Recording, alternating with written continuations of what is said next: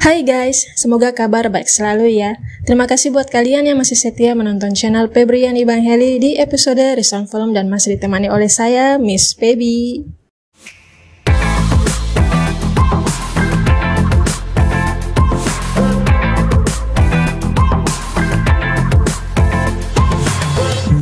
Yang baru bergabung, Miss Feby ucapkan welcome dan semoga kalian menikmatinya ya.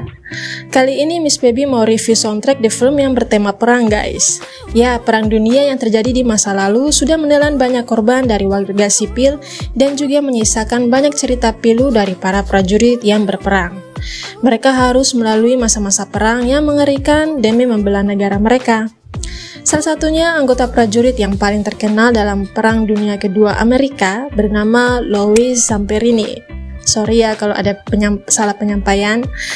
Film ini akan menceritakan perjalanan hidupnya menjadi tahanan perang Jepang setelah sebelumnya terombang-ambing di lautan. Oke, no basa-basi, langsung ke intinya guys, check it out.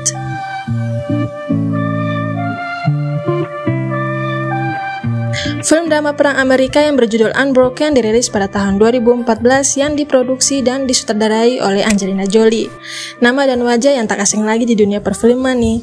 Film ini dibuat berdasarkan pada buku non-fiksi tahun 2010 karya Laura Hillenbrand yang berjudul Unbroken, A World War II Story of Survival, Resilience, and Redemption. Film yang menceritakan tentang kehidupan atlet Olimpiade Louis Zamperini ini dibintangi oleh Jack O'Connell, Mia Farrow, Garrett Hedlund, dan masih banyak lagi lainnya. Meski tak banyak diisi oleh aktor dan aktris papan atas, akting para pemain di film ini benar-benar totalitas. Aktor Jack yang berperan sebagai Louis melakukan perubahan drastis pada fisiknya demi menunjukkan bagaimana perubahan fisik yang dialami Louis saat itu. Begitu kurus dengan tatapan matanya yang layu. Tak kalah totalitasnya juga dengan Domhnall sebagai Phil dan Finn Wittrock sebagai Francis atau dipanggil Mac, yang juga mengalami perubahan fisik cukup drastis sejak awal hingga pertengahan film. Yang cukup spesial juga datang dari musisi Jepang, Miyavi yang memerankan karakter komandan camp tahanan di Jepang, Mutsuhiro Watanabe. Sekali lagi guys, mohon maaf jika ada penyampaian yang salah ya.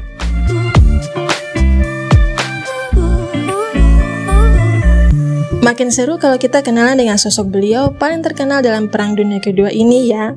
Bernama lengkap Louis Sylvie Zamperini, kelahiran Januari 1917 dari orang tua imigran Italia di kota Olean, New York, adalah seorang atlet Olimpiade dan seorang yang selamat dari tahanan perang Amerika Serikat dalam Perang Dunia Kedua yang kemudian menjadi penginjil Kristen. Dia adalah anak kedua yang memiliki kakak lelaki bernama Pete dan saudari-saudari bernama Sylvia dan Virginia. Louis adalah subjek dari dua film biografi nih guys yang akan Miss Feby review ini. Yang pertama, film tahun 2014 berjudul Unbroken, dan yang kedua itu pada tahun 2015 yang Rabu depan akan Miss Feby review. Tenang saja, tak kalah menarik juga kok guys. Tumbuh di Torrance, California, masa muda Louis habiskan dengan membuat masalah. Pada umur 5 tahun, Louis sudah merokok dan mulai menjadi peminum saat usia 8 tahun. Bukan hanya itu saja, Louis juga mencuri apapun di tetangga dan bisnis lokal.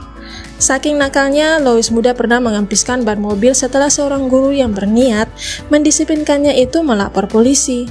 Ternyata Louis masa muda merupakan berandalan remaja ya. Tapi kenakalannya itu tak berlangsung lama guys. Pada tahun 1934, Louis mencetak rekor mil sekolah menengah nasional dan waktunya 4 menit 21 detik dan bertahan selama 20 tahun. Luar biasa. Setelah lulus sekolah, Louis tertarik dengan kompetisi di Olimpiade Berlin Nazi 1936. Louis menuju ke New York City untuk uji coba Olimpiade 5.000 meter. Louis menjadi pelari jarak jauh termuda Amerika yang lolos ke lomba 5.000 meter tersebut. Louis menang di urutan 8 dalam balapannya di usia remaja. Walau tidak mendapat medali emas, Louis berhasil menarik perhatian pemimpin Nazi Adolf Hitler karena Louis menyelesaikan putaran terakhirnya dalam 56 detik. Wow, masih muda tapi bisa capai rekor tercepat itu benar-benar amazing sekali. Setelah penampilannya yang kuat di Olimpiade 1936 tersebut, Louis kembali ke Amerika Serikat dan mendaftar di University of Southern California. Louis menetapkan rekor mil perguruan tinggi nasional 4 menit 8 detik pada tahun 1938 di universitas itu. Dia menjadi salah satu atlet mahasiswa yang paling terkenal. Catatan ini tetap tak terkalahkan selama 15 tahun dan ia mendapat julukan Torrance Tornado. Louis pun berencana untuk memperebutkan emas dan potensi keajaiban di Olimpiade 1940. Tetapi kontes itu dibatalkan setelah dimulainya Perang Dunia Kedua. Impian Olimpiadenya untuk sementara pupus. Louis Zamperini mendaftar di Angkatan Udara Amerika Serikat pada tahun 1941 dan mendapat posisi sebagai Letnan 2. Ia ditempatkan di Pulau Pasifik Funafuti sebagai pengebom di Consolidated B-24 Liberator Bomber Superman. Pada April 1943, Superman berpartisipasi dalam misi pengeboman terhadap Pulau Nauru yang dikuasai Jepang. Selanjutnya, Louis Zamperini dipindahkan ke Hawaii, di mana ia menjadi anggota kru di B-24 lain. Misi mereka kali ini adalah mencari anggota kru dan pesawat yang hilang. Pada Mei 1943 itu, pesawatnya mengalami masalah mekanis selama misi dan jatuh ke laut. Hanya 3 dari 11 awak kapal yang selamat. Louis, pilot Russell Allen Phillips, dan penembak jitu Francis McNamara. Tanpa diketahui militer Amerika Serikat, mereka bertiga terdampar di atas rakit selama 47 hari. Ketiganya menghabiskan beberapa minggu itu dengan menantang panas, kelaparan, dehidrasi, dan kawanan hiu yang berputar-putar. Louis dan rekan-rekannya sesekali menangkap burung atau ikan dan berat badan mereka pun turun drastis. Francis McNamara tewas setelah 33 hari di laut. Mereka menemukan diri mereka di Pulau Pasifik 2000 mil dari lokasi kecelakaan dan di wilayah musuh Jepang. Sementara diselamatkan dari laut, mereka berdua segera dibawa sebagai tawanan perang oleh Jepang dan memulai perjalanan mengerikan mereka. Setelah ditahan selama sekitar 6 minggu di Pulau Kwajalein, Louis Zamperini dikirim ke daratan Jepang dan akhirnya dikurung di 3 pusat interogasi dan kamp tawanan perang yang berbeda. Dia dan Phillips tidak akan bertemu lagi sampai setelah perang. Louis Zamperini akhirnya dipindahkan ke kamp tawanan perang Naoetsu yang terkenal di Jepang Utara, di mana ia tetap tinggal sampai akhir perang.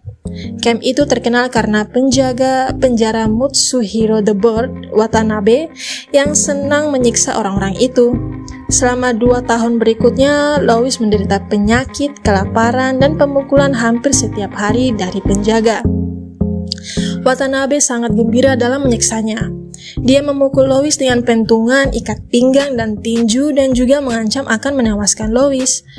Pada suatu kesempatan, si Mutsuhiro menyuruh Louis memegang balok kayu yang berat di atas kepalanya dan mengancam akan menembaknya jika dia menjatuhkannya. Di sisi lain, dia memaksa Louis dan tahanan Amerika lainnya untuk saling meninju sampai mereka hampir pingsan. Reputasi Louis Zamperini sebagai mantan atlet Olimpiade menyelamatkannya dari eksekusi di tangan Jepang, tetapi juga membuatnya mendapat hukuman khusus seperti penjaga di pusat interogasi Ofuna memaksa Louis Zamperini yang lemah dan kelaparan untuk berlari melawan pesaing Jepang dan kemudian memukulinya dengan tongkat ketika Louis tidak mendengarkan atau melawan. Karena penahanannya yang lama di Jepang, Louis Zamperini secara resmi dinyatakan tewas oleh militer Amerika Serikat. Kemudian pejabat Jepang di radio Tokyo membawanya ke studio mereka dan mencoba membujuknya untuk membaca pesan propaganda lewat udara.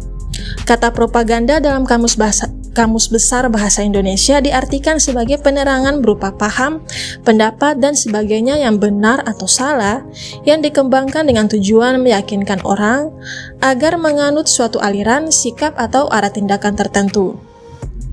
Louis awalnya setuju untuk membaca pesan yang memberitahu orang tuanya bahwa dia masih hidup, tetapi kemudian menolak membaca pesan selanjutnya yang berniat untuk menurunkan moral Amerika Serikat dan membuat pemerintah Amerika Serikat sebagai yang tidak kompeten.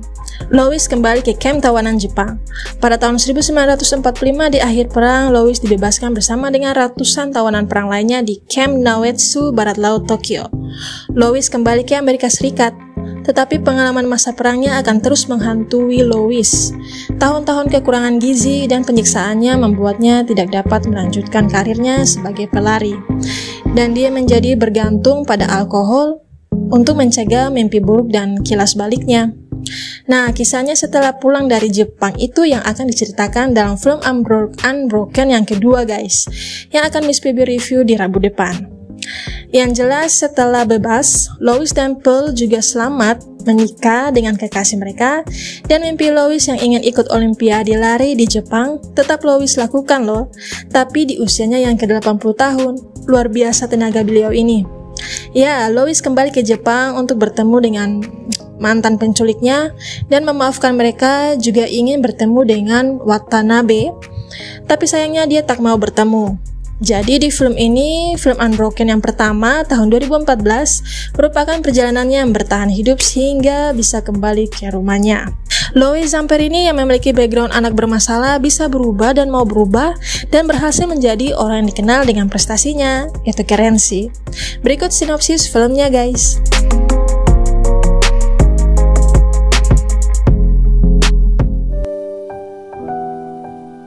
Film dibuka dengan adegan perang di udara saat pasukan Amerika melakukan pengeboman ke wilayah Jepang. Salah satu pengebom tersebut adalah Lois Zamperini.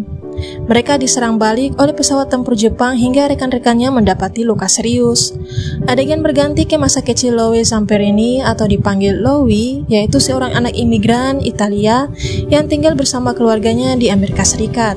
Berbeda dengan kakaknya Pete Zamperini yang membanggakan, Lowie terkenal sangat nakal. Namun kakaknya percaya bahwa Lowie memiliki potensi yang luar biasa, yaitu dengan kemampuan lari Lowie yang sangat cepat saat sedang kabur ketika membuat masalah. Sang kakak kemudian melatihnya agar bisa masuk regu pelari. Disinilah Pete mengajarkan Lowie sebuah filsafat hidup yang selalu dipegangnya hingga akhir cerita, "If you can take it, you can make it." Kalimat itu diajarkan saat Lois hampir menyerah dalam latihan. Dengan latihan yang gigih, Lois ternyata menjadi pelari yang hebat. Ia berhasil menjadi juara tingkat nasional hingga dikirim ke Olimpiade di Jerman. Beralih kembali ke masa kini, tim Lois yang kembali ke markas mereka karena sukses menjalani misi pengeboman, kembali diperintahkan untuk melakukan misi penyelamatan. Mereka diberangkatkan untuk mencari tim yang hilang di lautan. Namun pesawat mereka mengalami kerusakan mesin dan adegan kembali ke masa Lois mengikuti Olimpiade di Jerman. Di Olimpiade Berlin tahun 1936, Lois, salah satu yang mewakili Amerika Serikat, juga berhasil menang dan memecahkan rekor lari tercepat dan berhasil mengalahkan rekor pelari utama Amerika Serikat Don Les. Adegan kembali ke pesawat yang mengalami kerusakan mesin dan terjatuh di laut. Dari sekian banyak kru dan pilot yang selamat hanyalah Lois, Phillips, dan Francis atau dipanggil Mac. Mereka pun mencoba bertahan di atas sekoci darurat dengan persediaan makanan seadanya. Selama berminggu-minggu, mereka masih harus bertahan di perahu dengan berbagai ancaman seperti badai hingga serangan ikan hiu. Saat menghadapi badai, Lois berjanji pada Tuhan akan mendedikasikan seluruh hidupnya pada Tuhan jika dia bisa selamat dari penderitaan itu. Para tentara ini juga bertahan dengan memakan ikan mentah yang mereka tangkap. Saat ada pesawat datang, mereka memberikan tanda, namun rupanya itu justru pesawat musuh yang menyerang mereka. Setelah melewati berminggu-minggu lamanya, sayangnya Mac tak bisa bertahan hidup dan jasadnya pun dibuang ke laut. Hanya Lois dan Phil yang tersisa, mereka ditemukan oleh kapal milik Jepang. Keduanya kemudian ditahan agar Jepang bisa mengorek informasi. Lois kemudian terpisah dari Phil dan Lois dikirim ke kamp tahanan Omori. Di sanalah Lois bertemu dengan Mutsuhiro Watanabe. Para tahanan menjulukinya Bird, yaitu seorang komandan camp yang sangat sadis dan gila hormat, serta ia memukuli tahanan yang berani menatap matanya. Ia mengetahui bahwa Lois adalah salah satu seorang atlet Olimpiade, maka ia menyiksa Lois melebihi tahanan yang lain.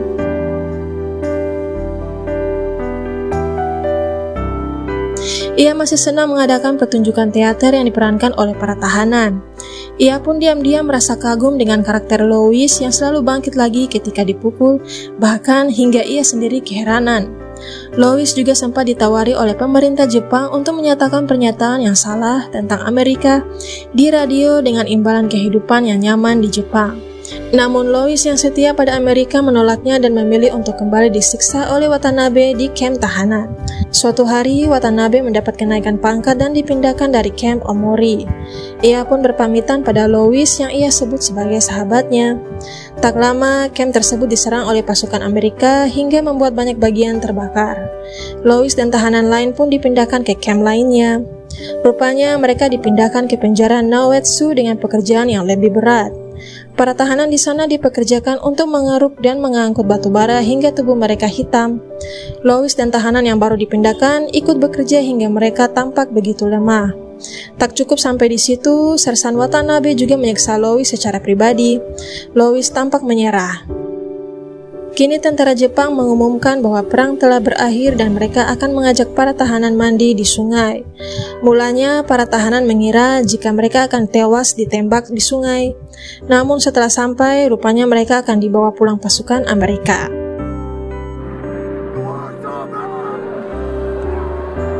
Lois akhirnya berhasil selamat dan kembali ke Amerika. Ia berkumpul kembali dengan keluarganya. Di akhir film ditampilkan foto-foto dari Lois dan keluarga di dunia nyata. Semangat Lois Zamperini untuk berlari lagi di Olimpiade pun terwujud karena beliau menjadi salah satu pelari Olimpiade musim dingin di Nagano, Jepang 1998, 4 hari menjelang ulang tahunnya ke-81. Hebat sekali beliau ini ya karena masih kuat berlari. Dan Lois menepati janjinya untuk melayani Tuhan.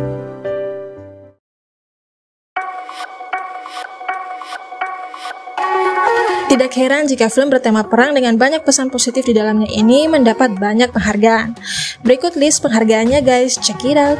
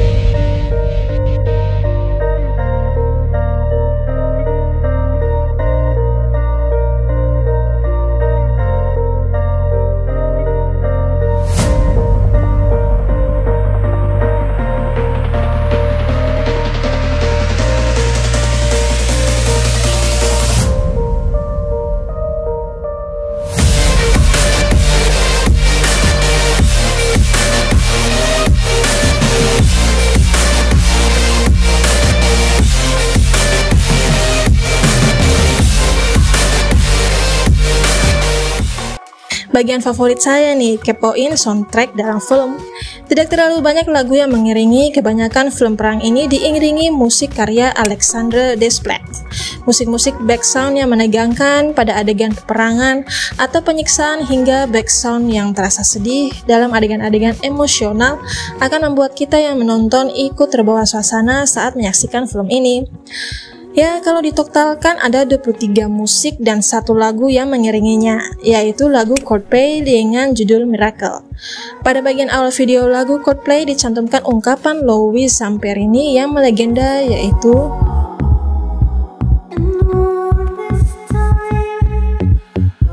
kalian bisa menonton video lagunya dengan klik link deskripsi di bawah ya.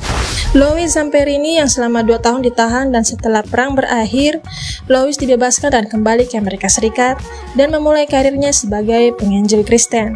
Hidupnya telah menjadi inspirasi bagi banyak orang dan sejumlah buku, film dokumenter, dan film layar lebar didasarkan pada kisah hidupnya. Ya, hidup sebagai tahanan perang sangatlah tidak mudah bagi seorang sosok Lois. Berbagai siksaan fisik dan mental menderanya. Tapi pesan yang ingin disampaikan dari kisah beliau ini adalah tentang semangat dan pantang menyerah. Sekian review soundtrack film Unbroken kali ini. Mohon maaf jika ada kesalahan dalam penyampaian ya. Dan terima kasih sudah menonton video ini hingga selesai. Dukungan kalian berupa like, komentar berupa saran dan kritik yang membangun, juga share video ini ke orang-orang terdekat kalian di sosmed, sangatlah berharga guna membangun channel ini. Semoga kalian enjoy dan dapat tersampaikan pesan dalam film Unbroken yang pertama tahun 2014 ini. Jangan lupa subscribe ya. Bagi yang sudah subscribe, Miss Baby ucapkan thank you banget. Dan bagi yang belum, klik subscribe lalu aktifkan lonceng di sampingnya agar kalian tidak ketinggalan rekomendasi film berdasarkan kisah nyata lainnya dengan soundtrack-soundtracknya entah kalah keren versi Miss Baby. Nantikan video Miss Baby setiap hari Rabu ya. See you in the next video.